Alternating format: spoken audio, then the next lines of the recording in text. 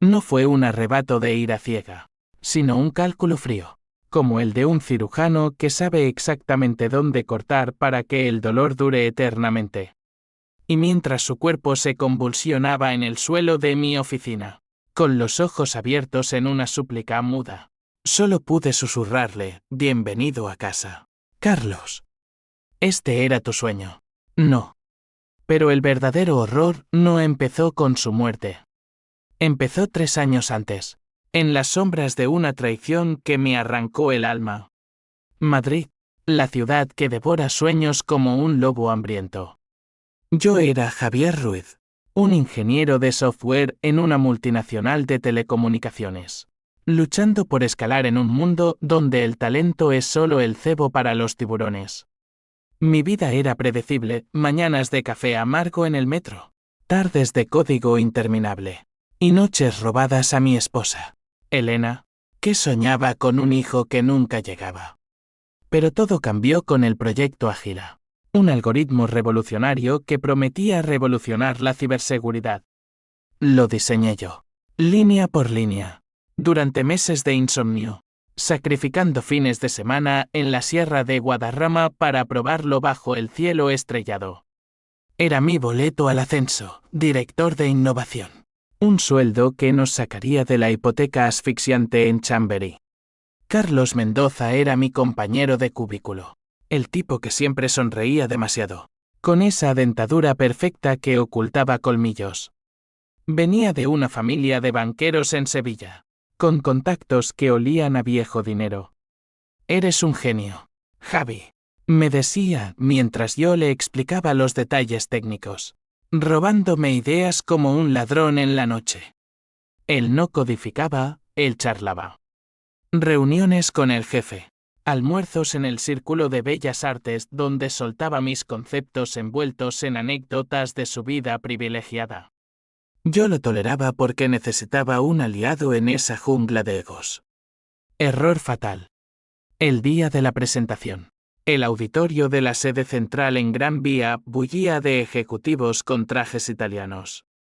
Yo había preparado el demo, el Ágila desplegando sus alas digitales, detectando brechas en tiempo real.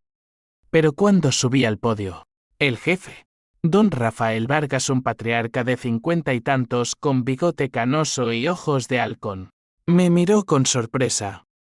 «Gracias, Carlos, por liderar esto». Carlos. Él estaba allí, en el centro del escenario, con mi PowerPoint en su laptop, recitando mis palabras como si fueran suyas. Intenté protestar, pero Vargas levantó la mano. «Javier, tu soporte ha sido invaluable, pero Carlos ha demostrado visión estratégica». La sala aplaudió. Yo me hundí en la butaca, el estómago revuelto como si hubiera tragado vidrio molido. Esa noche, en nuestro piso de 3 habitaciones con vistas a la plaza de Olavide, Elena me encontró hecho un ovillo en el sofá. «Dime que es una broma», susurró, arrodillándose a mi lado. Ella era mi ancla, profesora de literatura en un instituto de lavapiés, con rizos castaños que olían a lavanda y una fe inquebrantable en la justicia poética. Le conté todo, las lágrimas quemándome las mejillas. «Lo mataré», dije, medio en serio. Ella rió, nerviosa, y me abrazó. «No, amor. Lo denunciaremos. Hay correos, pruebas». Pero al día siguiente, en Recursos Humanos, me esperaban con una sonrisa condescendiente, sin evidencia concreta. «Señor Ruiz».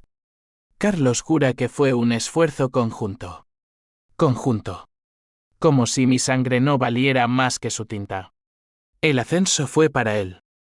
Director de innovación, con oficina en el piso ejecutivo, secretaria y bonos que le permitieron mudarse a un ático en Salamanca. Yo quedé estancado, revisando bugs menores, viendo cómo mi vida se desangraba.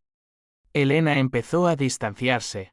Las noches de intimidad se convirtieron en silencios cargados. «Necesitamos tiempo», me dijo una mañana, mientras empaquetaba su maleta.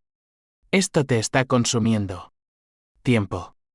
Como si el tiempo curara una puñalada en el corazón. Ella se fue a casa de su hermana en Toledo, dejando atrás fotos de bodas que ahora me miraban con acusación. La rabia creció como una mala hierba en mi pecho. Empecé a seguirlo, notas en su agenda. Aquellos menores a su correo, nada ilegal. Solo curiosidad morbosa. Descubrí sus vicios, affairs con becarias en bares de Malasaña. Deudas de juego en casinos de la Costa del Sol. Pero lo peor fue cuando lo vi con Vargas, en un reservado del Botín, brindando con cava por el futuro de la compañía. Mi futuro. Ahí, en la penumbra de la taberna centenaria. Juré que no sería una víctima. ¿Sería el verdugo? Los meses siguientes fueron un descenso al infierno personal. Madrid, con su sol implacable y sus lluvias repentinas, se convirtió en un espejo de mi alma fracturada. Caminaba por el Retiro al amanecer, alimentando patos con migas de pan que representaban fragmentos de mi orgullo perdido. ¿Cómo podía seguir en esa empresa, oliendo el perfume barato de la traición en cada pasillo? Pero renunciar sería admitir derrota. Y yo no era de los que se rinden. No, planeé. Dibujé mapas mentales de su rutina, café en La Mallorquina a las 7:30, metro a Callao. Reuniones eternas donde se pavoneaba como un pavo real. Elena volvió una vez, en Navidad. La nieve cubría la Puerta del Sol como un sudario blanco, y nos encontramos en una fonda de la Latina, compartiendo gambas al ajillo que sabían a ceniza. Javi, déjalo ir, imploró, sus ojos verdes empañados por el vino. Encuentra otro trabajo. Somos más que esto. La besé, desesperado, pero en mi mente ya tejía la primera hebra de la red, un virus sutil en el sistema de la compañía, uno que robaría datos de proyectos de Carlos y los filtraría anónimamente a competidores. No para destruirlo de inmediato, sino para sembrar dudas. Semillas de paranoia. La primera grieta apareció en febrero. Un informe de seguridad interna alertó de una brecha menor en el módulo de Ágila mi Ágila, pervertida por sus mejoras superficiales. Vargas convocó una reunión de crisis. Carlos sudaba bajo las luces fluorescentes, balbuceando excusas sobre ataques externos. Yo me mantuve en silencio, observando cómo el alcohol lo picoteaba por primera vez. Mendoza. Esto es inaceptable para un director, gruñó Vargas. Esa noche, brindé solo con una botella de Rioja en mi balcón, el viento frío de la sierra azotando las cortinas. Era solo el comienzo. Pero la venganza es un amante celoso, exige todo. Empecé a descuidar mi salud, comidas rápidas en kebabs de lavapiés, noches en vela codificando sombras. Un día, en el baño de la oficina, me miré al espejo, ojeras como moretones, mandíbula tensa como alambre de púas. ¿Quién era este hombre? ¿El esposo que Elena recordaba? ¿O un espectro impulsado por bilis negra? Llamé a mi viejo amigo Mateo, un psicólogo en Barcelona que había estudiado conmigo en la Politécnica. Estás en el borde, Javi, me dijo por Zoom, su voz calmada como el Ebro en estío. La traición no define tu valor. Pero si sigues así, ¿te consumirás? Mateo era mi conciencia, el puente entre el hombre que fui y el monstruo que nacía. Le conté lo del virus. Rió nervioso. Eso es cruzar una línea. Piensa en las consecuencias. Consecuencias. La palabra me obsesionaba. En Martesto, Carlos cometió su primer error garrafal. Contrató a una consultora externa para optimizar Ágila, ignorando mis advertencias. El resultado fue un colapso en una demo clave para inversores saudíes. La prensa digital El País. Expansión lo destrozó, fracaso en la cumbre Tech de Madrid, el Ágila con alas rotas. Carlos llamó a mi cubículo esa tarde, pálido como un fantasma. Javi, amigo, necesito tu ayuda. Tú lo creaste, sabes cómo arreglarlo. Amigo. La palabra me revolvió las tripas. Asentí. sonriendo por primera vez en meses. Por supuesto. Ven a mi piso esta noche. Trae los códigos. Lo esperé con una botella de brandy y un portátil lleno de trampas. Mientras él tecleaba, yo inyecté el virus definitivo, uno que no solo filtraba datos, sino que los corrompía sutilmente, haciendo que pareciera negligencia interna. Hablamos de todo, de su infancia en Sevilla, de cómo la vida es un juego de contactos. Le conté sobre Elena, cómo se había ido. La gente se rompe, Carlos, dije, sirviéndole otro trago. Pero tú siempre sales indemne. Él rió, ajeno al veneno digital que fluía. Al amanecer, se fue, prometiendo devolverte el favor. Favor. Como si el robo inicial fuera un préstamo. Elena regresó en abril, atraída por mi aparente calma. Parece que has encontrado paz, dijo, desempacando en nuestra cama. La abracé, pero mi mente estaba en otra parte, monitoreando los logs del virus, viendo cómo las acciones de la compañía caían un 5%. Carlos fue degradado temporalmente, vacaciones forzadas. Las llamó Vargas. Celebramos con paella en Vallecas, pero mientras Elena reía con primos lejanos, yo planeaba el siguiente paso, evidencia falsificada que lo vinculara a un escándalo mayor. Dinero desviado, tal vez. O algo peor. La paranoia me invadió entonces. Soñaba con Carlos acechándome en callejones de Malasaña, con su sonrisa torcida. Mateo me advirtió, la venganza es un espejo, refleja tu propia oscuridad. Ignoré sus llamadas. En mayo, hackeé su cuenta bancaria, un truco sucio aprendido en foros oscuros de la dark web. Descubrí transferencias a una amante en Marbella, pagos por silencio. Le envié anónimamente a su esposa, Laura, fotos granuladas de sus escapadas. El divorcio fue rápido y sangriento. Lo vi en las noticias locales, ejecutivo de telecomunicaciones en escándalo matrimonial. Carlos me confrontó en el parking subterráneo, ojos inyectados en rojo. Eres tú, ¿verdad? Maldito resentido. Lo empujé contra el capó de su Audi. Prueba algo, y verás lo que es resentimiento de verdad. Pero el clímax se gestaba en silencio. Vargas, presionado por accionistas, anunció una auditoría interna. Yo me ofrecí voluntario como testigo imparcial.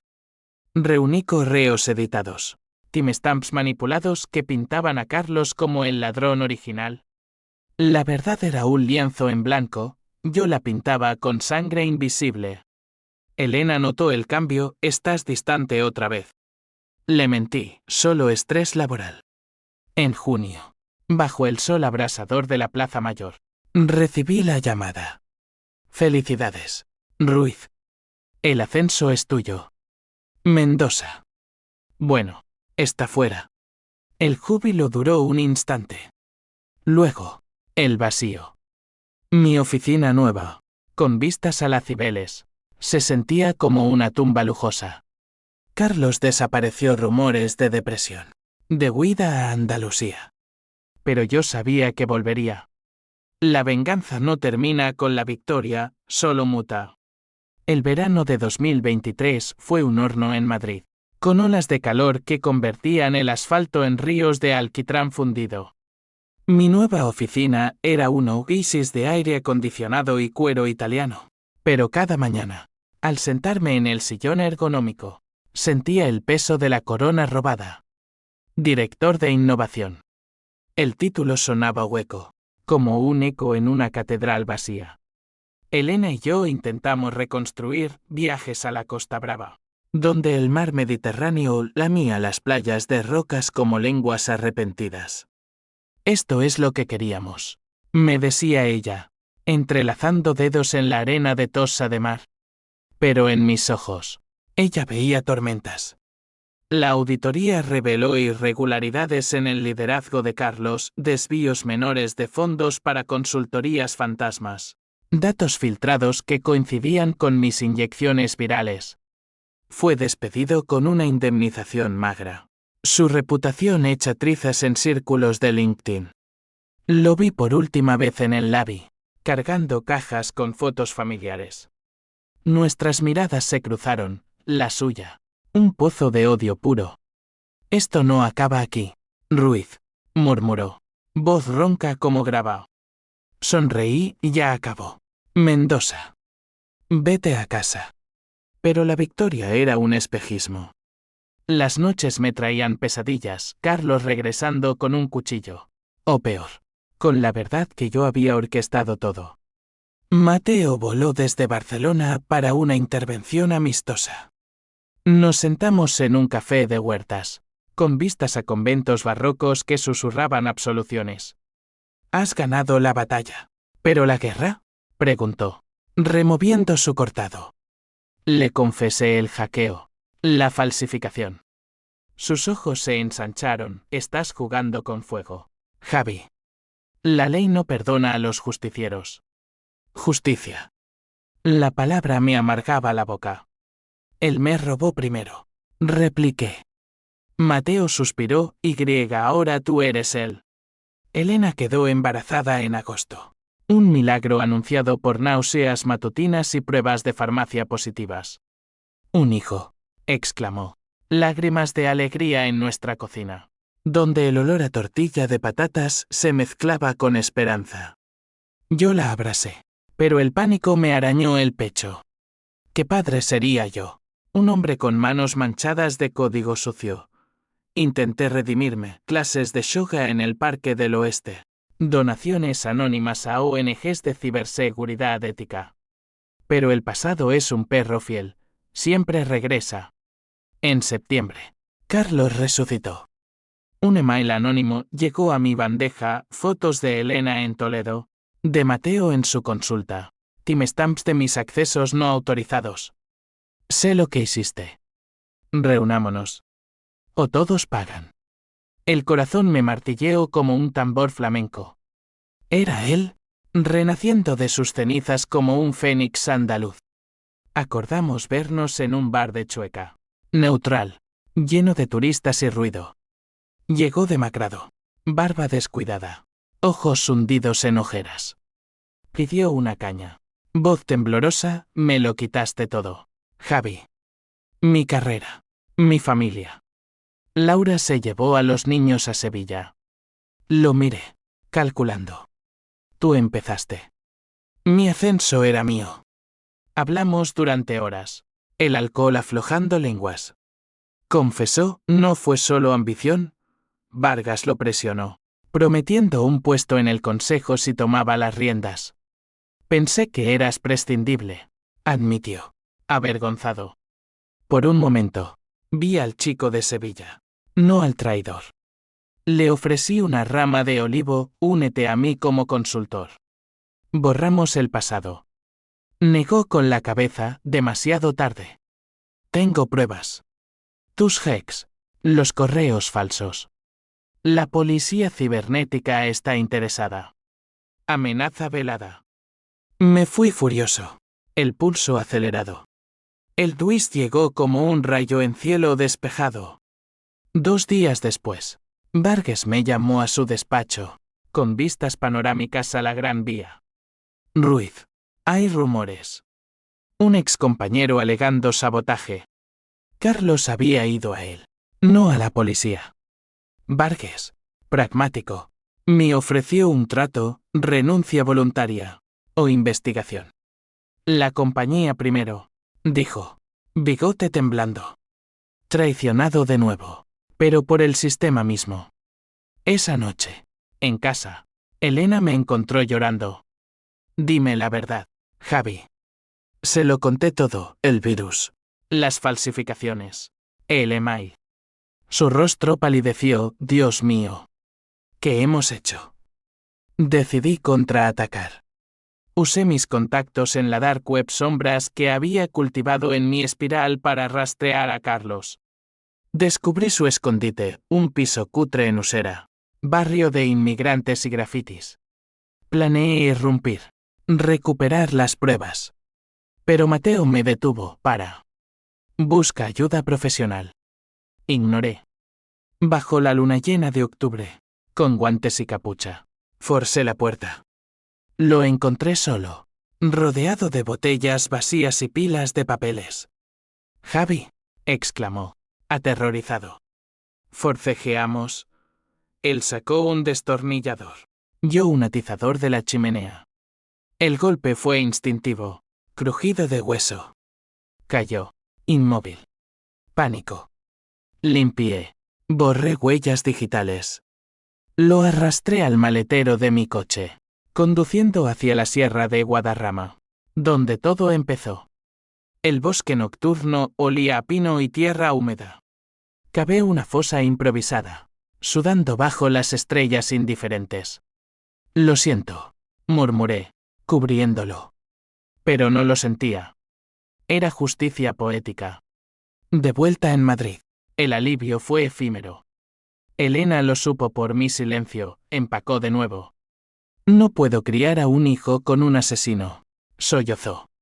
Se fue al amanecer. Dejando una nota, encuentras redención. O te consumirás. Solo, en el piso vacío, miré mi reflejo, el verdugo victorioso, pero hueco. Noviembre trajo nieblas espesas a Madrid, envolviendo la ciudad en un velo de secretos. La desaparición de Carlos se clasificó como fuga voluntaria, su ex esposa. En Sevilla. Lo maldijo en entrevistas locals, pero nadie buscó más allá. Yo, en cambio, era un prisionero de mis propias cadenas. La oficina se convirtió en mi celda dorada. Reuniones donde sonreía como un autómata. Innovaciones que firmaba con mano temblorosa. Vargas, ajeno, me felicitaba. «Has estabilizado el barco, Ruiz». Barco. Como si no estuviera hundiéndose en sangre invisible. Mateo insistió en sesiones semanales, ahora obligatorias en mi mente fracturada. Nos veíamos en su hotel durante visitas a Madrid, en habitaciones con vistas al Prado donde Goya susurraba locuras. «El asesinato es el punto sin retorno». Diagnóstico. Voz clínica. Disociación. Culpa reprimida. Buscas expiación.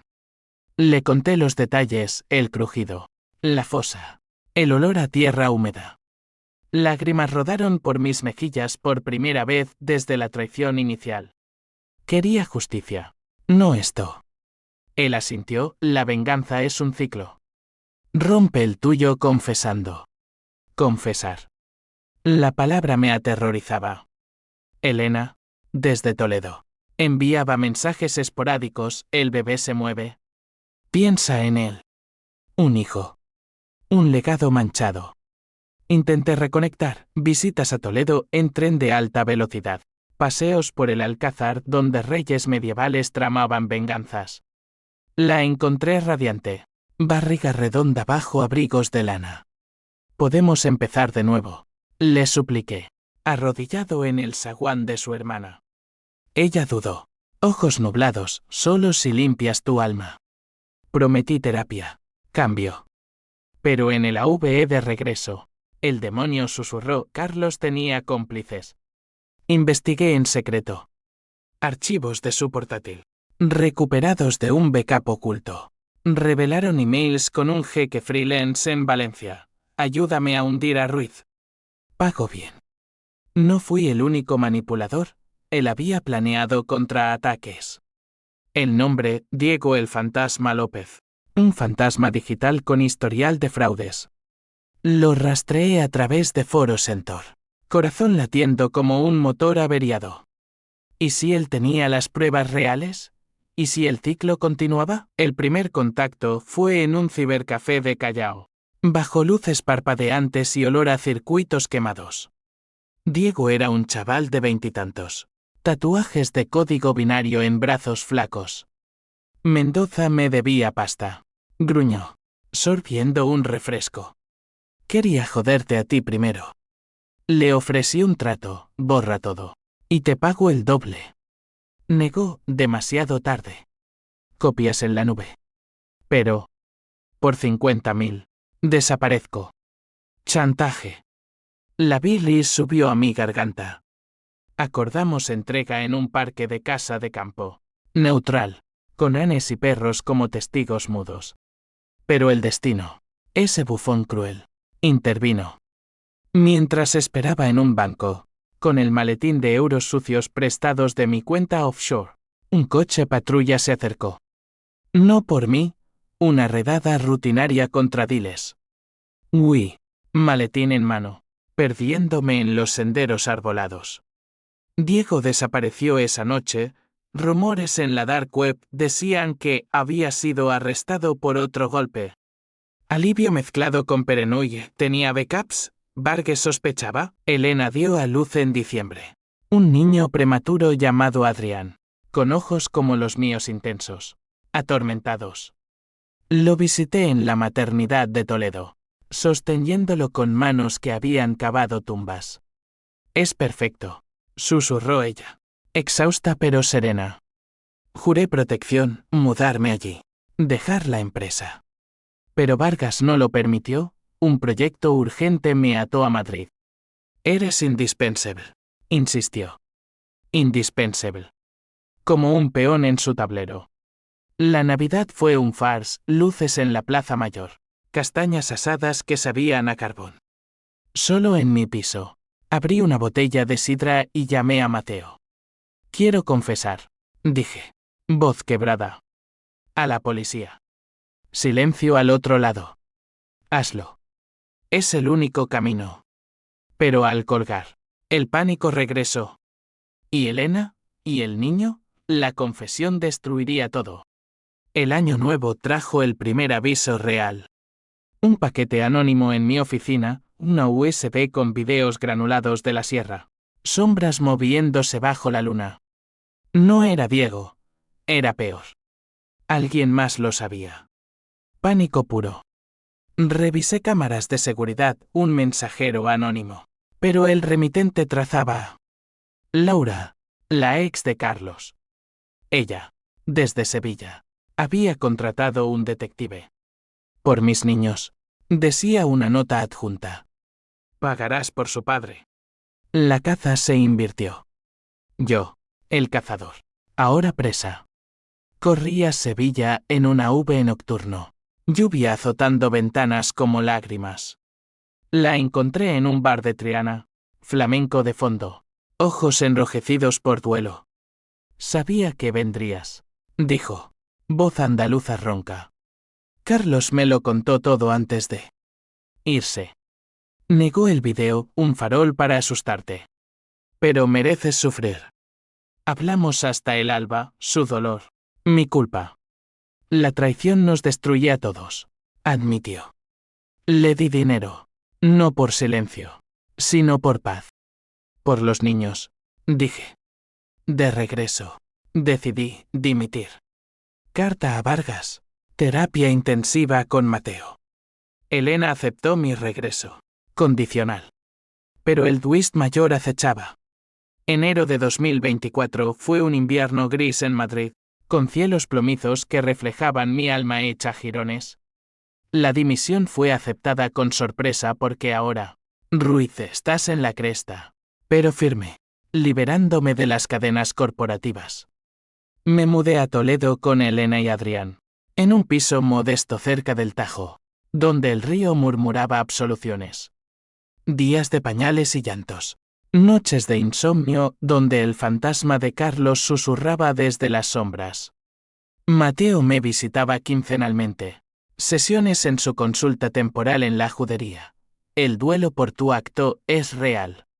Acepta la pérdida.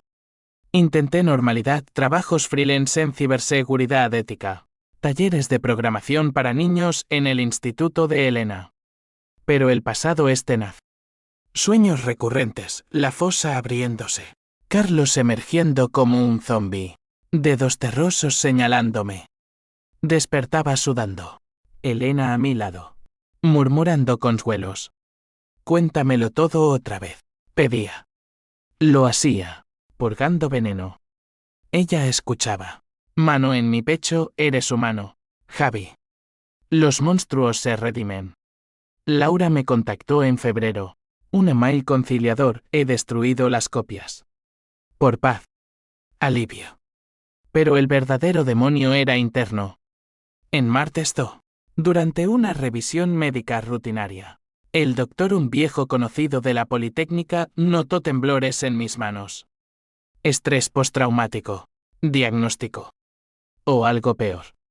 Has vivido violencia. Mentí, pero las pastillas no calmaban la tormenta. El twist explotó en abril, como una granada en un bazar. Un detective privado llamó, señor Ruiz. Necesitamos hablar de Mendoza. No Laura. Vargas. El patriarca, en su perenoide final, había contratado investigadores tras mi dimisión. Sospechas de sabotaje interno, dijo el detective. Voz neutra en un café de Toledo. Me mostró archivos, logs de mis hacks, timestamps que coincidían con el colapso de Ágila. Mendoza desapareció después de confrontarte.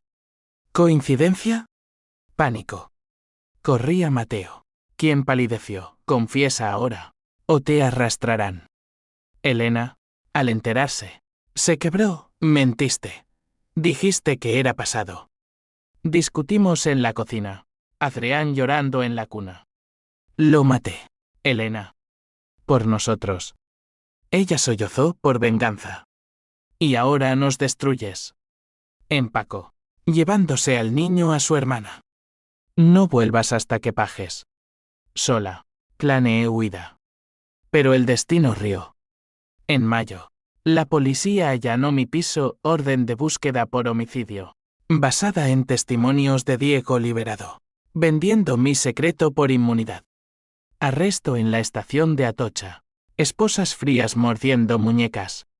La comisaría de Madrid olía a café rancio y desesperación. Interrogatorio, díganos dónde está el cuerpo. Ruiz. Negué. Abogado a mi lado. Pero el espejo de la sala de espejos me devolvía un extraño, el traidor. El asesino. Mateo testificó a mi favor, estrés. No maldad. Vargas. En el juicio preliminar. Admitió presiones, yo incentivé a Mendoza. Ruiz solo reaccionó. Pero la verdad salió, Carlos no era el villano puro. Emails revelaron que yo, en mi obsesión inicial, había filtrado ideas mías a él accidentalmente, dándole munición. Traición mutua. El jurado lo vio, venganza ciega. Condena, 20 años en Soto del Real, prisiones grises en la sierra. Elena visitó una vez, con Adrián en brazos. Te perdono, dijo, voz rota. Pero no olvido. Lágrimas mezcladas con vidrio blindado. La prisión es un tiempo suspendido, donde los días se funden como cera en una vela consumida. Soto del Real, con sus muros de hormigón y vientos serranos que ululan como almas en pena, se convirtió en mi monasterio involuntario. Celda compartida con un gitano de Granada, apodado El Cuervo, que contaba historias de venganzas flamencas para acallar la noche. La sangre llama a la sangre, decía, fumando a escondidas. Yo asentía, mente bajando a Madrid, a Elena, al niño que crecía sin mí. Los primeros meses fueron infierno, aislamiento por peligrosidad, comidas de lentejas aguadas, ecos de peleas en pasillos.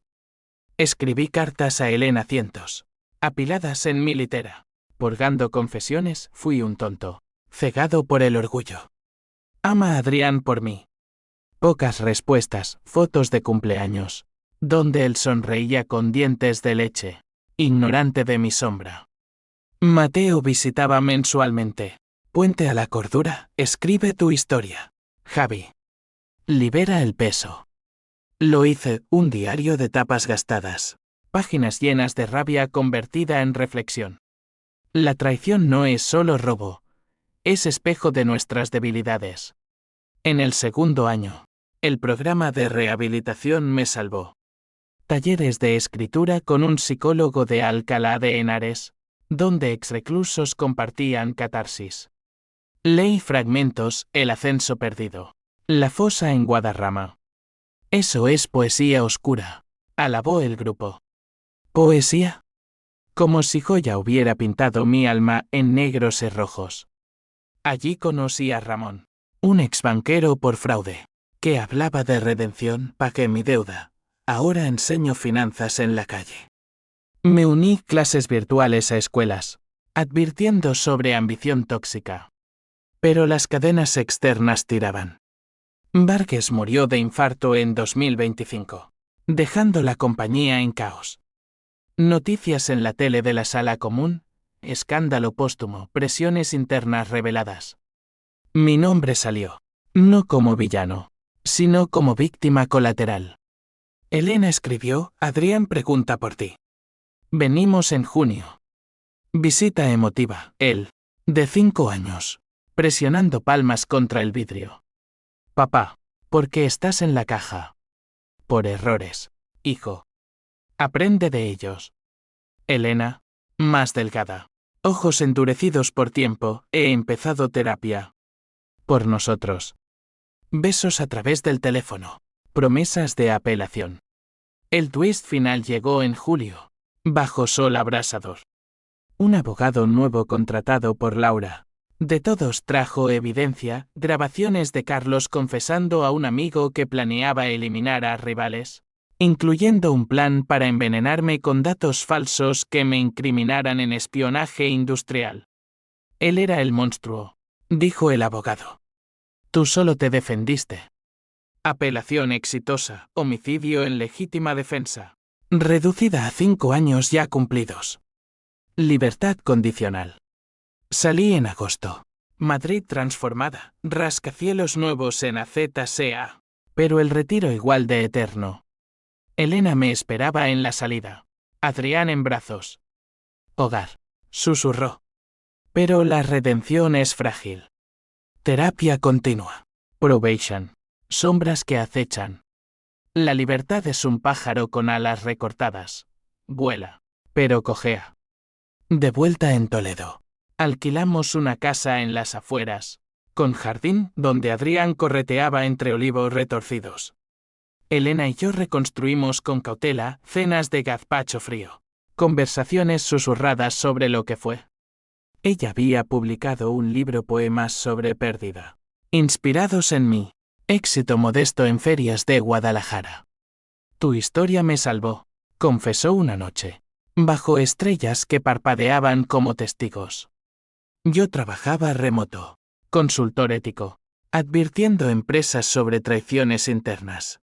Ironía, el verdugo, ahora profeta. Mateo se mudó cerca, en Madrid, pero visitaba, has roto el ciclo. ¿Roto? Las cicatrices picaban. Pesadillas esporádicas, Carlos emergiendo del tajo, arrastrándome al fondo. Laura nos contactó, perdón por el dolor. Vino a cenar una vez, viuda con hijos crecidos, compartiendo anécdotas de Sevilla. Carlos era débil, no malvado, dijo. Como todos. Perdón colectivo, como un rosario andaluz. Adrián creció curioso, papá, porque la gente miente.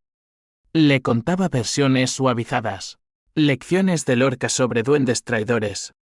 En 2026, visité la sierra de Guadarrama, solo, con una pala. Desenterré lo que quedaba, huesos blanqueados por tiempo, y llamé a la policía. Cierre el caso, dije. Enterro digno en un cementerio de Madrid, anónimo. Elena asistió, paz para todos. Pero el precio eterno es la duda. ¿Fui justiciero o asesino? En noches de insomnio, miro el techo, oyendo el pulso de Madrid lejana. La venganza me dio el ascenso, pero me robó la inocencia. Ahora, en esta vida remendada, enseño a mi hijo, elige el perdón antes que la bilis. Él asiente, inocente. Y yo rezo para que su mundo no sea como el mío, un tablero donde cada movimiento lleva a tumbas inesperadas. Fin. La historia no termina, solo se transforma.